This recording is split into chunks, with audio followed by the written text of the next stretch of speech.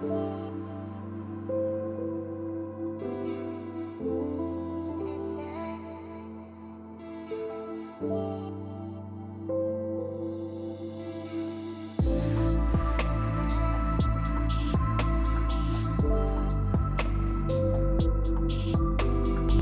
शायरी।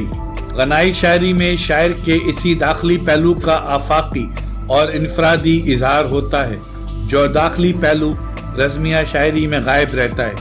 रज़मिया शायरी में तो सिर्फ वाक़यात अपनी मजमूइयत में सामने आते हैं, लेकिन गनाई शायरी से हमारे ज़ाती जज्बात के इजहार को तस्कीन मिलती है।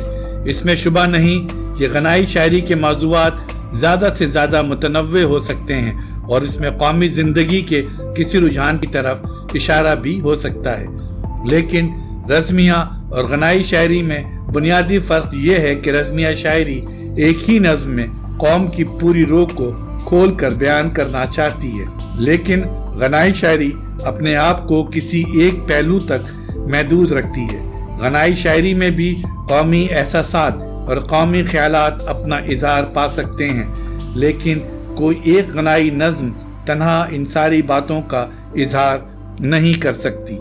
गनाई शायरी में किसी कौम की बुनियादी किताब नहीं लिखी जा सकती, लेकिन गनाई शायरी का एक फ़ायदा ये ज़रूर है कि गनाई शायरी किसी कौम की तारीख़ के किसी भी लम्हे में फ़रोग़ पा सकती है और रज़मिया शायरी का ताल्लुक़ कौम के सिर्फ इब्तदाई ज़माने से होता है। बाद के ज़माने में जब कल्चर नस्र से बहुत करीब हो जाता है, रज़मिया शायरी का फ़रोग़ मुमकिन नहीं रहता।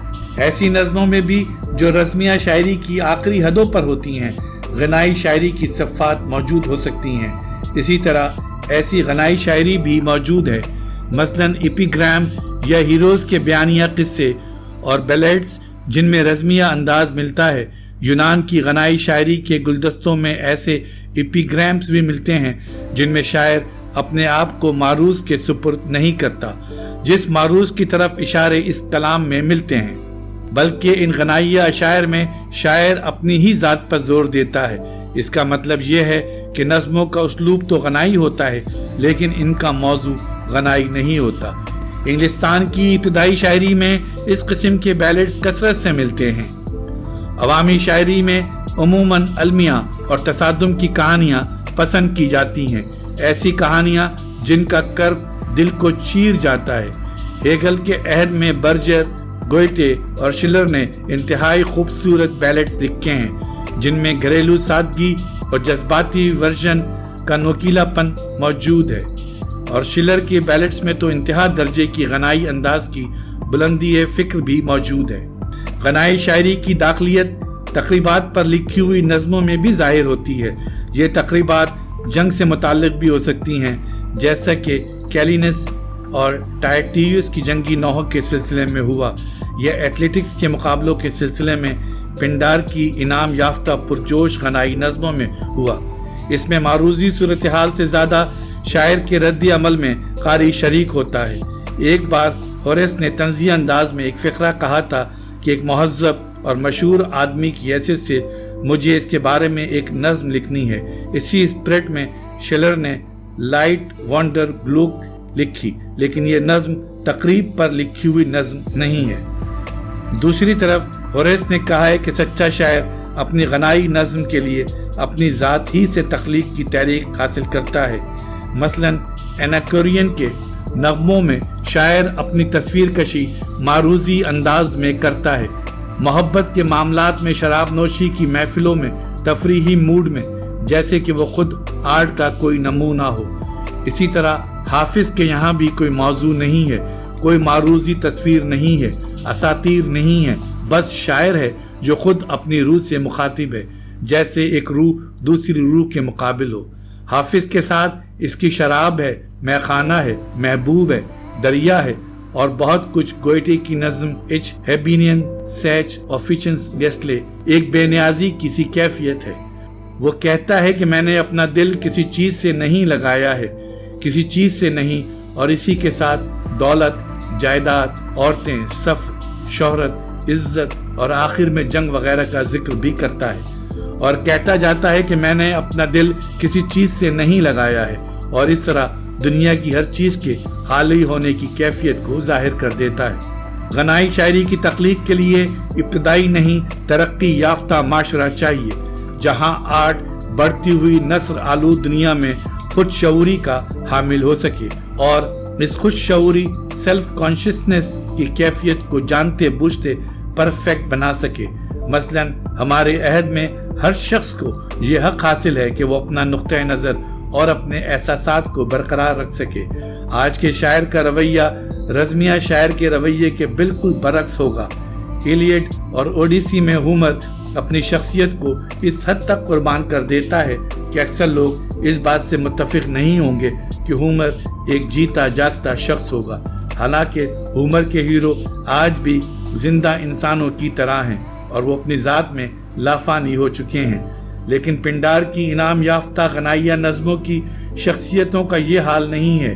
ایتھلیٹکس میں خواہ شاعر نے انہیں کتنا ہی بڑا فاتح کیوں نہ دکھایا ہو، ان کے لیے یہی بڑا اعزاز ہے کہ پنڈار نے انہیں اپنی شاعری کا موضوع بنایا ہے۔ لیکن پنڈار کی شاعری سے صرف شاعر لافانی ہو گیا ہے، اس کے ہیرو اس کی شخصیت کے ملقہ پنڈیج سے زیادہ اہمیت نہیں رکھتے۔ غنائی شاعری کی ایسی عبوری قسمیں بھی ہیں جن میں رزمیہ شاعری کا بیانیہ عنصر ملتا ہے۔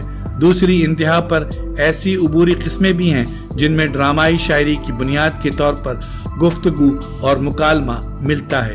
ان دو انتہاؤں کے درمیان سچی غنائی شاعری کی بنیادی حیتیں ملتی ہیں، لیکن اس سارے مسئلے کا تعلق اس بات سے ہے کہ شاعر اپنے موضوع کے بارے میں کیا رویہ اختیار کرتا ہے۔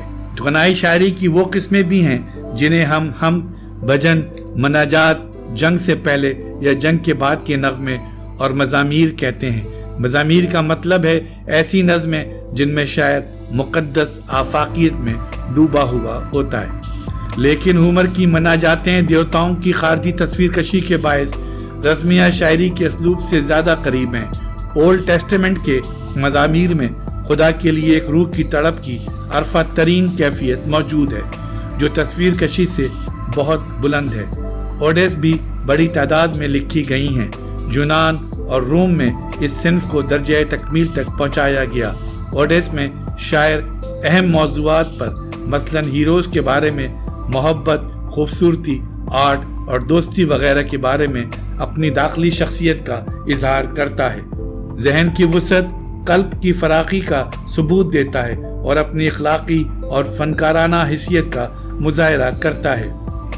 دیکھنے کی چیز یہ ہوتی ہے کہ شاعر کس جوش و خروش سے اپنے خیالات اور احساسات کو فنکارانہ روپ دیتا ہے، جیسا کہ پنڈار کی غنائی نظموں میں اکثر ہوتا ہے، یا اپنی نوعیت میں غیر اہم موضوعات کو کس طرح وقار بخشتا ہے۔ شلر اور گوئٹے صرف اپنے عہد کے نغمہ نگار ہی نہیں بلکہ لامحدود آفاق کے شاعر ہیں۔ خاص طور پر گوئٹے کے نغمے سب سے زیادہ گہرے، بلند اور عرفہ ہیں اور سب سے زیادہ اثر انگیز بھی۔